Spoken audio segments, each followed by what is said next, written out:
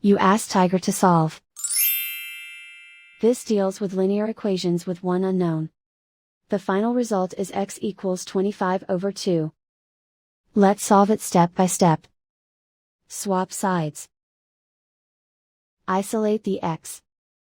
Multiply both sides by 100. Group like terms. Multiply the coefficients. Simplify the fraction. Multiply the fractions. Find the greatest common factor of the numerator and denominator. Factor out and cancel the greatest common factor. And so the final result is x equals 25 over 2.